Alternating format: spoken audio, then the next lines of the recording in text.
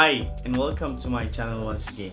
As I said in my previous video, today we are going to talk about some important documents that you need to get hold of before you start your application or journey to studying abroad.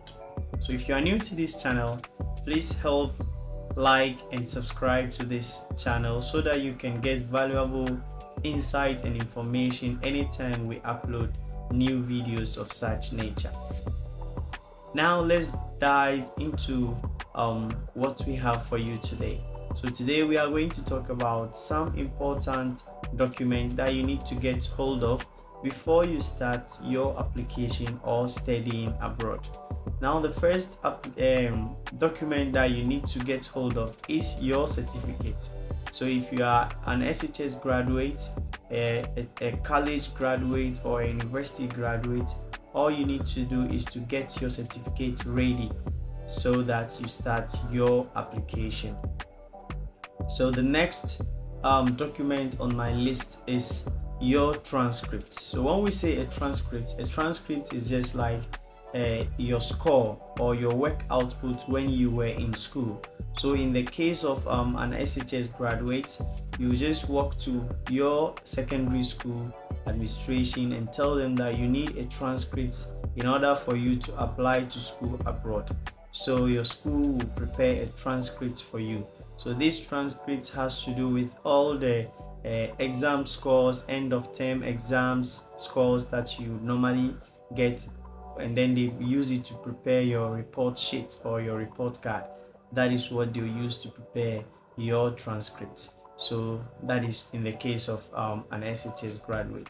But when it comes to tertiary institutions, your institution knows what a transcript is. So all you need to do is to apply for a transcript from your school, and then your school will prepare a transcript for you, and that transcript will show your GPA, and that GPA determines your class. That is the first class, second class, upper, third class, and the rest. So that is what a transcript is.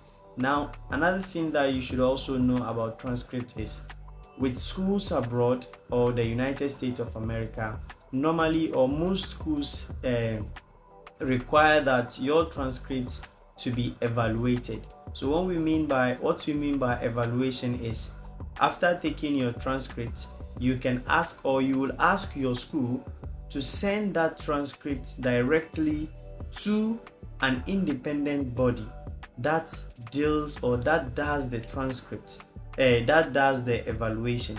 So what they do is, after you ask your school to send your transcript to that independent body such as WES, Spantram, and the rest, they will do the evaluation by comparing your grades to that of the USA or the United States of America, and then they will determine whether your class is similar, the class you've gotten on your transcript is similar to that of the United States of America. But in some cases, it's not every school that requires your transcript to be evaluated, but sometimes your evaluated transcript also helps you in getting some sort of scholarship or even higher chances of getting admitted, because sometimes the transcript evaluation, most people run away from doing the evaluation. They are always looking for schools that don't require transcript evaluation.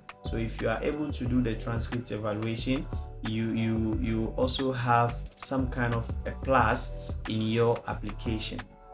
The next document that we are going to talk about is letters of intent or letter of intent, or in some instances we call it SOP, statement of purpose. So all you need to do is to prepare a letter of intent or statement of purpose in regards to the course you are going to apply or the program you are applying for. So this letter of intent or statement of purpose has to do with your intent, your reason for applying to this particular school, to this particular program, to your aims and objectives of applying to that school. So you are going to answer questions such as why this school, why the United States of America, why this program, why do you want to pursue it, what will this program do for you in the near future. So these are some of the things or write-ups that you are going to include in your letter of intent or statement of purpose. So the next document that you are going to work on or to get hold of is a CV. So if most especially if you are applying to masters, that is graduate school, masters of PhD, you need a CV. And this time around, we are not just talking about a CV, any CV at all. We are going to prepare a detailed academic CV. So we have ways of preparing those type of CVs. I'm going to do a video on that as well in the coming days. So you need to prepare or have an academic CV. Then the next document that you also need to get hold of is to prepare cold emails. So when we talk of cold emails, I spoke about that in my previous video. So when we talk of cold email, these are type of emails that you send to professors, program coordinators, admission counselors to show your intent of what? Applying to that particular program. Sometimes you can use cold email to even ask for application fee waivers, to even ask for scholarships, or to make enquiries, further enquiries. And sometimes you can even use cold email to get acquainted to some of these professors before even admitted, because this cold email does marvelous magic.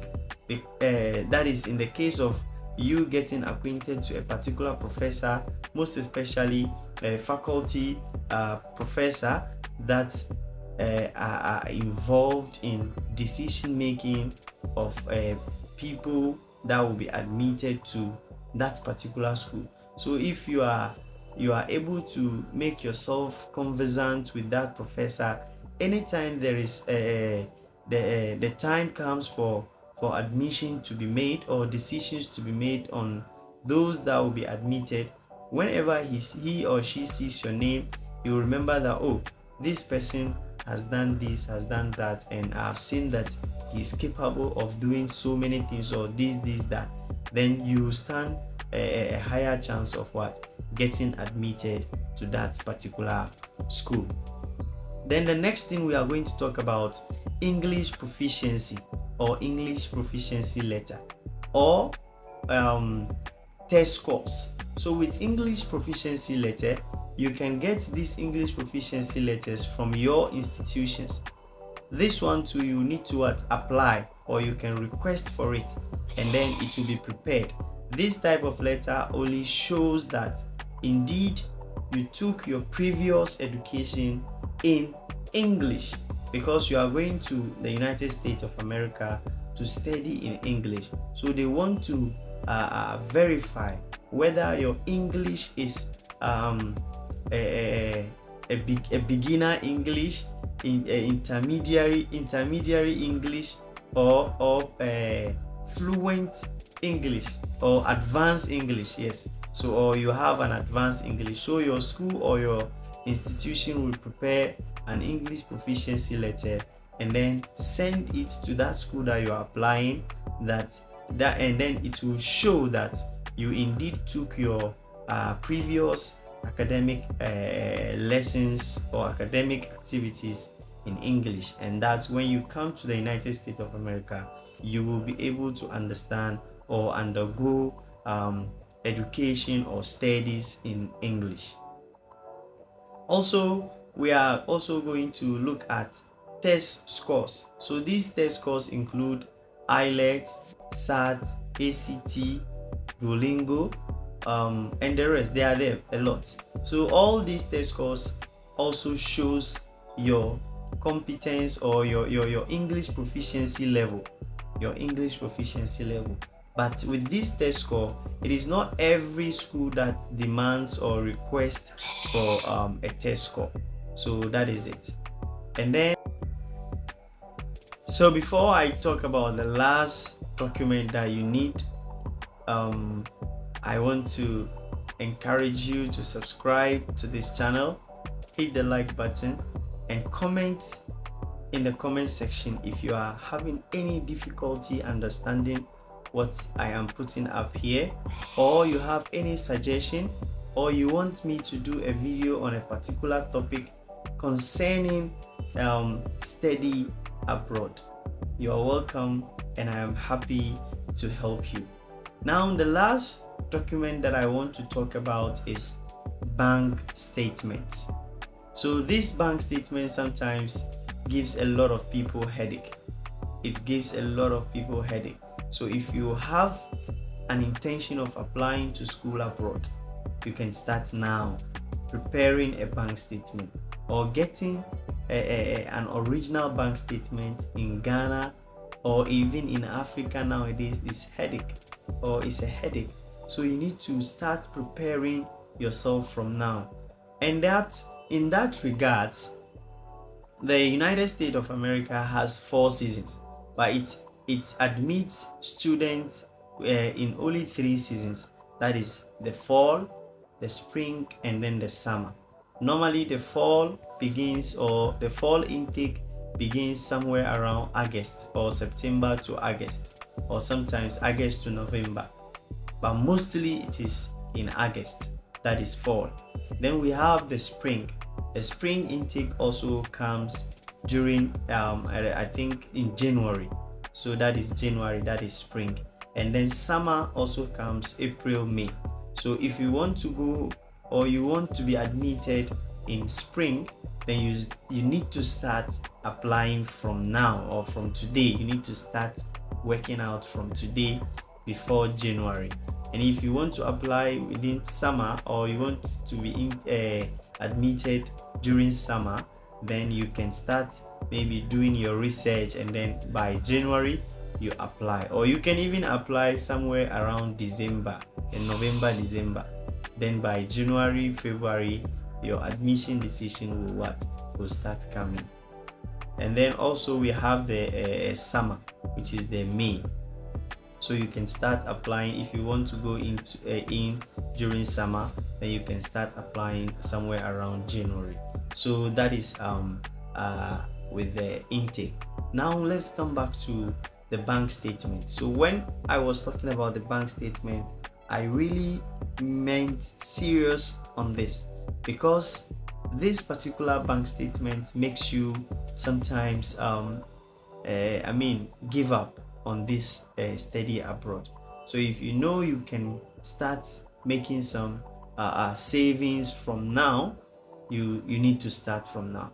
But if you know you are going to be sponsored by a family member or by an organization, start telling them from now, so that they can make your bank statement very rich and attractive. Because if you are not having a good bank statement and you get to the embassy, you may find yourself wanting, and I am not sure, or I don't want you to go through that difficulty. So that is with the bank statement. Now to the last thing that I promised doing in my next video, which is sharing or showing you my screen as to how to go about the platform of searching or making inquiries about schools in the United States. I will now move on to my screen, and then you see the link. But today, for the purpose of this video, I am only going to share the link for you, and then you can go and then do yourself some favor by visiting this particular platform. Go through it, and then in my next video I am going to take you through how to do the search for school using this particular platform. So I'll be leaving the link in my comment section, so that you click or open that link and then have yourself some time and then go through it before we do the next video.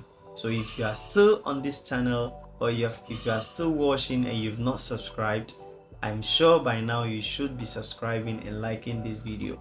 And don't forget to share this video to your family members, your friends, where they will get some important and valuable information in study abroad. If you have any question, leave your questions in the comment section. Thank you and see you next time.